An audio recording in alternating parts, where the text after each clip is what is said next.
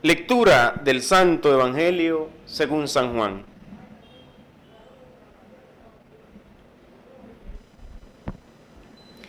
El que viene de lo alto está por encima de todos.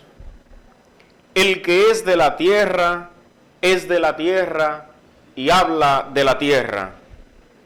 El que viene del cielo está por encima de todos. De lo que ha visto y ha oído da testimonio, y nadie acepta su testimonio. El que acepta su testimonio certifica la veracidad de Dios. El que Dios envió habla las palabras de Dios, porque no da el Espíritu con medida. El Padre ama al Hijo y todo lo ha puesto en su mano. El que cree en el Hijo posee la vida eterna. El que no crea al Hijo no verá la vida, sino que la ira de Dios pesa sobre él. Palabra del Señor.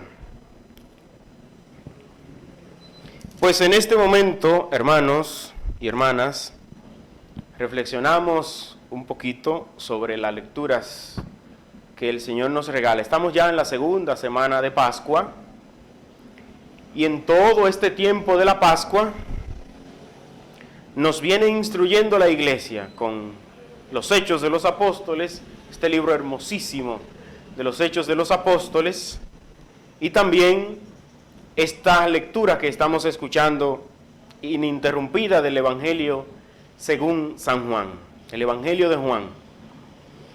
Los apóstoles son los testigos.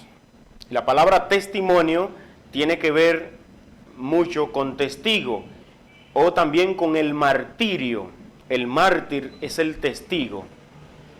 Entonces, los apóstoles, hemos visto en este texto de hoy, que realmente apelan a la autoridad que da el testimonio. El que ha sido testigo de algo, habla no con flojera, no con inseguridad, no como ahí, como que habla la cosa, pero como que no está tan convencido de eso. No, el que ha sido testigo de algo es capaz de convencer a otros. Por eso los senadores, los jefes del pueblo, dicen, están instruyendo a toda la población y enseñándole, y la población le está creyendo. ¿Por qué? Porque ellos son testigos. Y el que ha sido testigo de algo, es imposible que no hable con convencimiento. Dice, una cosa no podemos callar, y es lo que hemos visto y lo que hemos oído. El que ha visto a Jesús, el que ha oído al Señor, entonces es un testigo del Señor. Me encanta la conclusión del libro de Job. El libro de Job, al final la gran proclamación de Job es, te conocía de oídas, pero ahora te han visto mis ojos. Se completó, lo escuchaba, pero ahora lo han visto mis ojos. Los apóstoles dicen, una cosa no podemos callar, y es lo que hemos visto y hemos oído. Es un testigo. El testimonio. El Evangelio también habla precisamente del testimonio. El que ha visto, ¿verdad?, al Hijo y ha creído en Él y cree en Él, da testimonio. Cuando nosotros hablamos del testimonio, entonces nos damos cuenta que estamos en una época necesitada, urgente, que está ávida de testimonio, de testigos, de líderes. El líder es el que crea una influencia positiva porque es testimonio de una verdad. Nosotros tenemos que ser testimonio de una verdad. ¿Cuál es la verdad que nosotros tenemos que testificar ante el mundo? La verdad de Cristo. Y a veces nos vamos a encontrar muchos enemigos. La iglesia primitiva, las primeras comunidades, nos damos cuenta en el texto que inmediatamente tuvieron muchos enemigos y cayeron presos. Pues el que testifica la verdad, que esté preparado, porque se va a encontrar muchas enemistades, muchos enemigos. La verdad nunca puede ser oculta. La verdad siempre tiene que proclamarse.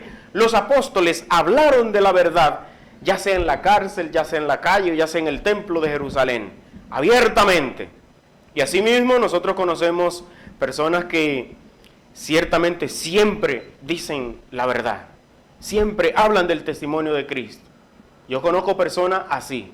Hay otras personas que tal vez no, que están convencidos de que hay que hablar la verdad, pero hay que cuidarse porque en algunos ambientes no se puede hablar siempre la verdad. Hay una frase famosa de un filósofo alemán llamado Immanuel Kant, que él en una ocasión fue llevado ante un juicio por una declaración que hizo, y entonces ante el juicio la única frase que a él le salió fue: si bien es cierto que nunca se debe hablar mentira, no menos cierto es que no siempre se debe decir la verdad abiertamente. Y así hay personas que la verdad no la dicen abiertamente. Los apóstoles hablaron de la verdad de manera abierta, y ya su vida, su propia vida, no les importaba. Mucha gente decía, nos cuenta la historia, que mucha gente decía: estos apóstoles, estos discípulos que creen en Jesús, decían los contrarios, ¿verdad?, el cristianismo primitivo, decían: estos, o fue verdad que vieron la resurrección de Jesús, o están locos, una de dos. De eso decía la gente en ese ambiente donde los apóstoles andaban predicando. Decía: estos o se volvieron locos, o fue verdad que ese Jesús que ellos dicen resucitó. Lo cierto es que el tiempo se encarga de ir aclarando las dudas, diciendo el tiempo por sí solo las verdades que a veces nosotros dudamos. La verdad ella misma no necesita ser explicada porque ella misma se defiende. La verdad.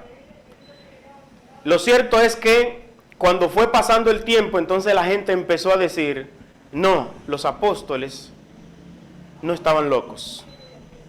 Fue verdad que Jesús resucitó. Ellos no tenían los cables cruzados aquí arriba en la cabeza, en la azotea. No tenían los cables cruzados.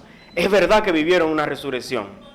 Al principio decían: o Jesucristo resucitó o están locos. Después, con el tiempo, dijeron: no están locos. Fue que vivieron la resurrección. Porque estos fueron capaces de predicar ante los senadores, ante el consejo, ante el Sanedrín, en las calles, con los enfermos, en el templo, en toda parte, y al final fueron capaces de entregar su vida. Eso es un testigo. Eso es un testigo. Es alguien que da testimonio. Pascal puso de moda una frase que decía, y Juan Pablo II luego la repitió mucho, esta frase, que decía: el mundo de hoy no necesita de maestros, necesita de testigos. Juan Pablo II le agregó: y el mundo de hoy, si escucha a los maestros, es porque también dan testimonio, porque también son testigos. Y nosotros conocemos mucho una frase que dice: las palabras convencen, pero el testimonio arrastra. Las palabras convencen, pero el que arrastra es el testimonio.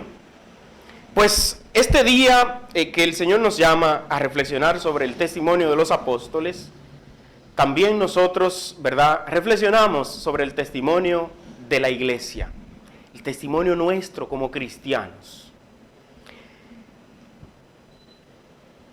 Anteriormente, en la forma de organizar las ciudades, los pueblos, la forma en que se organizaban los pueblos era siguiendo una doctrina, y era una doctrina religiosa, ¿verdad? Una doctrina de San Agustín. Escribió y describió la forma en cómo se construye una ciudad. Y Santo Tomás de Aquino también después desarrolló el modelo de cómo hacer una ciudad. Y nosotros aquí nos damos cuenta que el modelo de pueblo, de construir ciudades que nosotros tenemos, es precisamente el que nos enseñaron los españoles. Y los españoles nos enseñaron el modelo de construir un pueblo según la escolástica de Santo Tomás de Aquino. Y era todo un orden, la ciudad colonial, todos los pueblos, donde está organizado de una manera que Dios sea el centro, como la ciudad de Dios, ¿verdad? Esta ciudad que se está construyendo es un reflejo de la ciudad de Dios. y es precisamente una obra de San Agustín que se llama Civitas Dei, o Ciudad de Dios.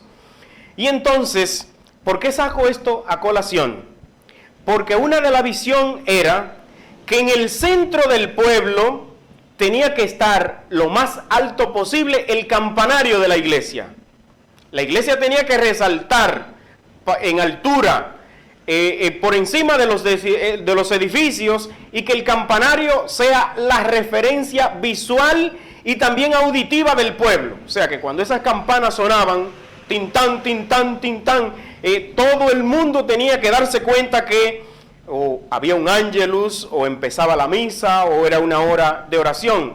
Entonces el signo visual y auditivo del centro del pueblo eran las iglesias, los templos, los campanarios altísimos. Pero estamos hablando de la Edad Media, estamos hablando de la historia. Hoy día la realidad que tenemos es que en el centro del pueblo están los rascacielos, las torres. En las ciudades actuales ya eso no es así. En las ciudades actuales lo que se vislumbra son las grandes torres para arriba y altísimo. Ahora el templo y el campanario no es la visión, no es el signo religioso del pueblo. No, ya ahora, hoy día, no es el templo físico que el pueblo necesita tener como referencia en una ciudad. No es el templo físico. Y usted podría preguntarse, ¿y hoy día entonces cuál es la referencia? ¿Cuál es la referencia que el mundo necesita ver de lo religioso en la ciudad, en nuestro pueblo? Hoy día no son los templos los que sobresalen en la ciudad, son los edificios, los rascacielos. Hoy día debe sobresalir es el templo vivo, el templo que no está construido de cemento ni de piedra, es el templo del corazón de cada uno de los cristianos. El que debe sobresalir hoy día es la iglesia, y la iglesia es cada bautizado. La iglesia eres tú, o la iglesia soy yo, como dicen los cursillistas de cristiandad. Entonces el testimonio de cada cristiano es lo que debe sobresalir en la vida de un pueblo, y ese testimonio no se puede esconder. Ese testimonio del resucitado tiene que verlo todo el mundo. No se prende una luz para meterla debajo de un celemín, dice el Evangelio. No, esa luz tiene que estar en lo alto. Y Jesús le dice, y lo que yo les digo a ustedes a escondidas, súbanse a la azotea y proclámenlo. Porque cuando este texto, ¿verdad?, está hablando de una iglesia perseguida, como el texto de los Hechos de los Apóstoles que hemos escuchado hoy. Y Jesús le dice, lo que yo le digo a escondidas, háblenlo en la azotea, porque la luz no es para estar escondida. Eso es la realidad que presentan, que muchos cristianos en el primer siglo querían esconderse, querían huir de las aguerridas, ¿verdad?, persecuciones de los cristianos, y escondían la palabra.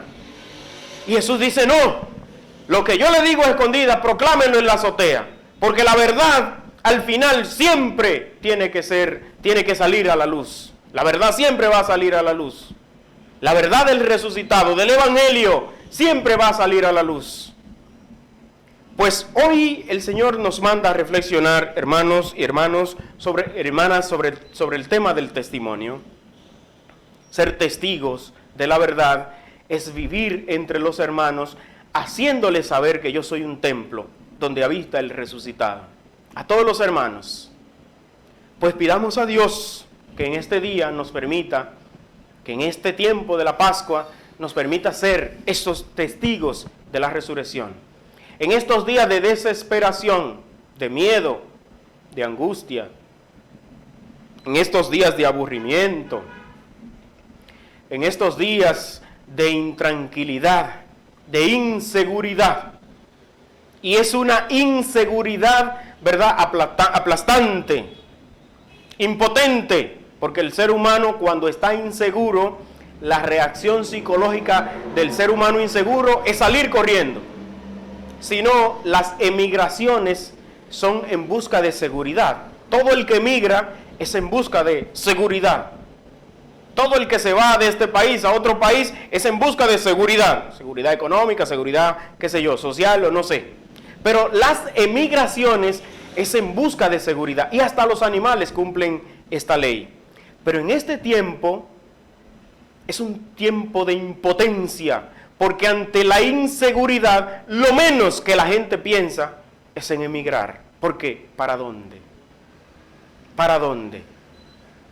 Pero sí hay para dónde ir. Hay, no montándote en un avión y yéndote para otro país. No, tienes que emigrar, ir, viajar hacia el centro de Jesús resucitado. Y así te conviertes en un testigo de la verdad en medio de este tiempo de pandemia.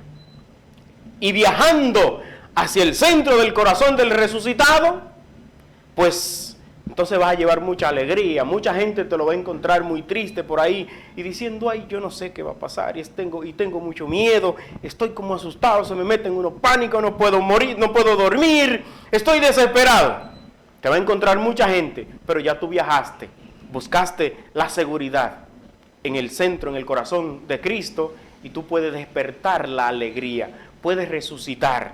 Porque una de las señales del resucitado, dice el capítulo 16 del Evangelio de Marcos, dice, las señales del resucitado son estas, y presenta 4 señales, y una de ellas es que resucitarán a muertos. Qué hermoso. Resucitarán a muertos, agarrarán serpiente con la mano y no les harán daño, impondrán su mano en enfermos y se levantarán. Son señales de una persona que ha viajado a buscar su seguridad en el corazón de Cristo que ha resucitado. Que el Señor Jesús te bendiga a ti, hermano y hermana. Que el Señor Jesús te acompañe tu familia, acompañe tu vida, acompañe tu hogar, pero que acompañe tu fe y que te convierta, ¿verdad?, en un testigo como los apóstoles del que ha resucitado. Amén.